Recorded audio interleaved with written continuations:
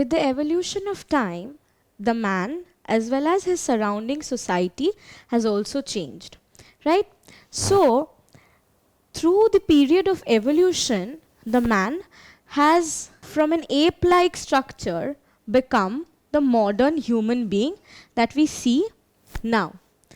So in these times, the surroundings, as in the civilizations, have also changed one by one. So let's take a look at a video where we can locate the changes from the past to present. Here we can look at a cart in the old times and a car nowadays, from letters to mails, from monarchical rules to the democracy that we have developed, from telegram to the mobile phones that we use. Here we can see the new modes of cooking, right? The new modes of cooling, from a ladder to a lift, and from mud houses to the buildings that we live in.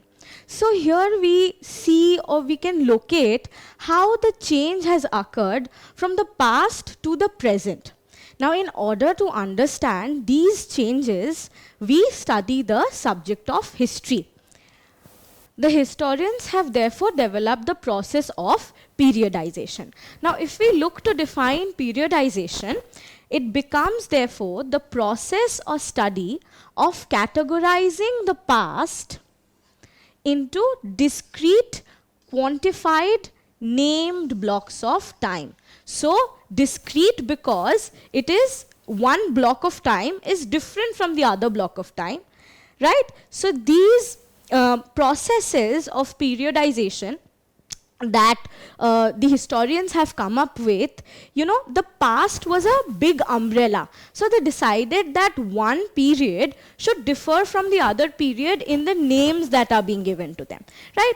Now this, like just stated, that the past was a huge umbrella, and so it did not have sources to them with which it could be reconstructed. So the past can be divided into two periods. So the general periods of history will be the first one, which is the prehistoric period, and this is an unrecorded period.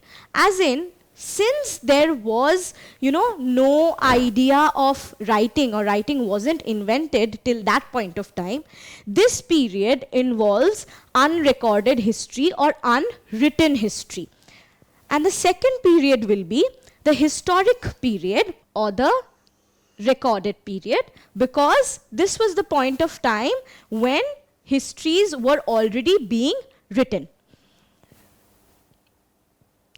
Now, if we look at a picture here that is presented, we can see the prehistoric man, the early man, hunting and then gathering their food, right? So this was the point of time when, writing wasn't established, it wasn't invented, and therefore they could not really record whatever they were doing at that point of time, right? So the prehistoric times could not document their histories, right? So this history were recorded on the basis of archaeological findings. What are these archaeological findings? Basically, the tools that they would use to, hunt, gather their food, those would be called the archaeological findings. Let's look at a few.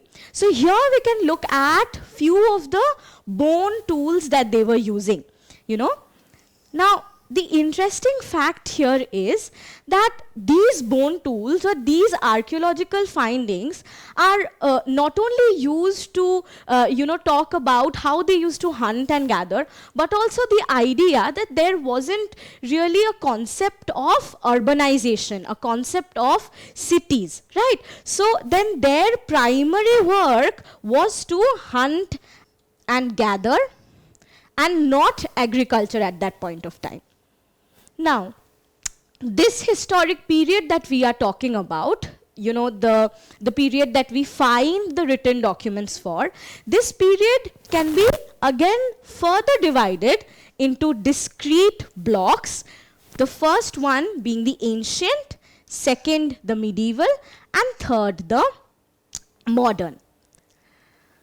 So in the ancient period, if you remember, We have already, seen the change from past to the present times, right? So if we look at the ancient period, then we can locate the rise and the growth of these huge civilizations. From Harappan civilization, we can see Mesopotamian civilization, and we can locate Egyptian civilization as well. So these civilizations are, a witness to the fact that the ancient period was developing from one point of time to the other. If we look at the medieval times, then we can locate that during this point of time, there were major empires that were going into wars. There were major empires that were falling or that went into decline. For example, the Roman Empire in Europe or the Gupta Empire in India. So there was the constant state of war or instability that they were in. But medieval times was not only a period of instabilities and wars, right? It was also a point of time when change occurred, right? Constant change. For example, so in this picture, we can see a Mughal emperor addressing his court, right? And in this picture, we can see an emperor coming into the town to, check the happenings around the town. So this was also the point of time when various administrative changes took place, right? Now, when we move to the modern age, we can see the coming of the machines. From an age where we have man-made labor, that is from the ancient times, we move into the modern times, the modern age, when machines were being created. We are already in the age of steam engines, right? So industrial revolution has already happened, and also the age of explorations when Europeans are moving across the seas to explore new lands. The periods in history for every region, is different from the other region. For example, if we talk about a major sort of age, that is the age of Renaissance, that also happened in Europe as well as India, then we will be able to locate that the characteristics of Renaissance in these two regions were, very different because the context is very different. For example, the Renaissance in India happened around 18th to 20th century, and in Europe, it happened around 17th century, right? So in case of India, the Renaissance basically, involved various new policies, various reformations. If you look at the picture here, we can see Ram Mohan Roy, who was a reformer, and he established the fact that sati should be abolished in India. Sati was an age-old practice, right? So in India, we can see various reformations, various new administrative changes that are coming during this point of time. But in case of Europe, there was a vast change in the mentality of the people itself, right? In Europe, it, changed from a very orthodox society to a society that, began to think about art, culture. You can see various paintings here. You can locate Mona Lisa here, the painting of the Last Supper of Jesus. So in various ways, the society kept changing in Europe and in India, but they differed from each other, right? But the Renaissance in both the cases had certain characteristics that was common. Okay, the connotations or the degree might change, but the common characteristics remain whenever they occur. Okay, so if we look at the characteristics here, the first was that this was the age of change. If we locate Renaissance on the timeline, we see that, this period is located in the Middle Ages, in the medieval times, in Europe as well as in India. So from that, the age of instability, we are coming into an age of change, into an age of reforms.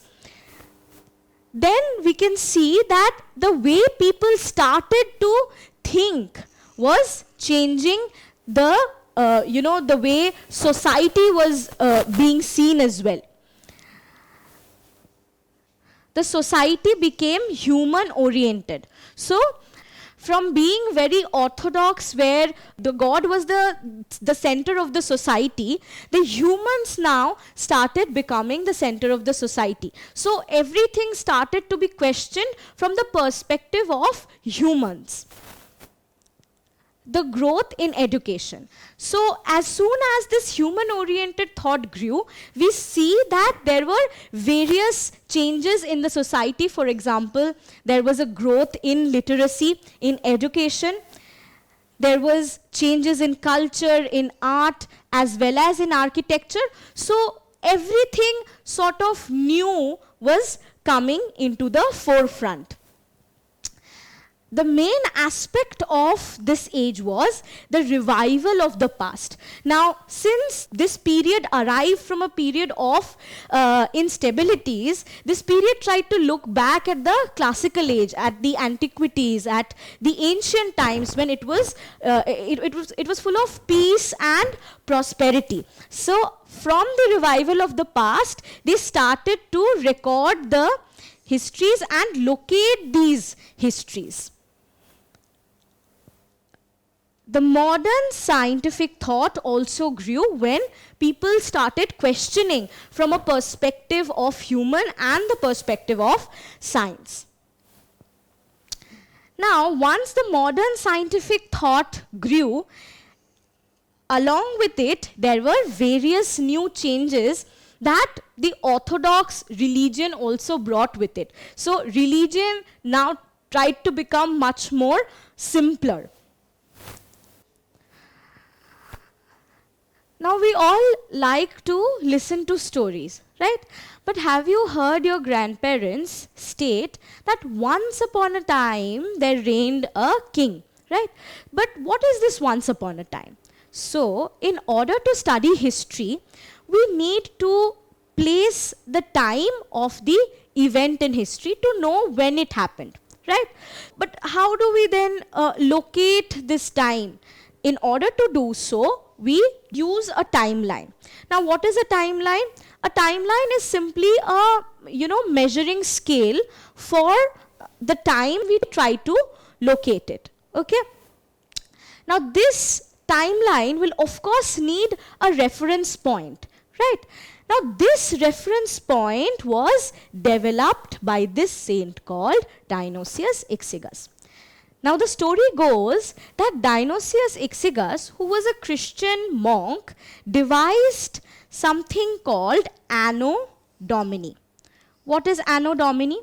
He stated that because Christ was born on 1st AD, that is taken to be as the reference point in history, how we further state the era after Christ. So, Anno Domini, which is also known as the year of the Lord, became the standardized reference.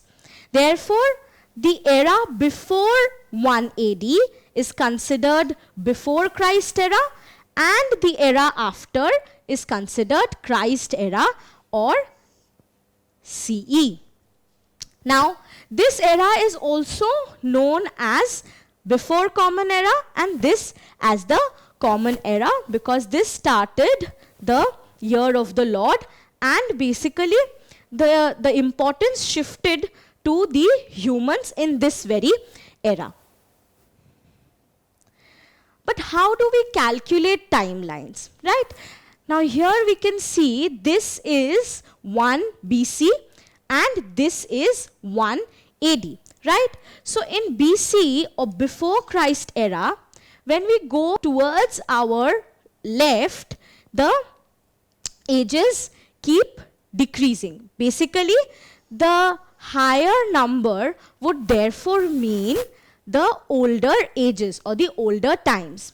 Whereas in case if we go to our right, the higher number would mean newer ages, right? So that is how we look at the Christ era or Anno Domini, and that is how we can count the timeline of history and locate various events on this measuring scale.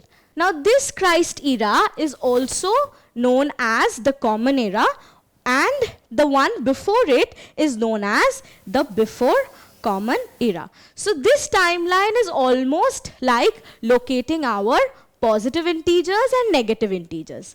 Interesting, isn't it? Don't forget to subscribe to our channel and hit the bell icon. You can also register for free at DeltaStep.com or download the DeltaStep app to get access to all our 5,000 plus amazing videos as per your school syllabus. Master each topic with our adaptive practice technology. Get million plus questions with step-by-step solutions and unlimited mock tests. Get all your doubts resolved instantly, learn via games, and win amazing prizes like PlayStations and iPads. So at DeltaStep, learning is not just fun and easy, it is rewarding too. So register for free now.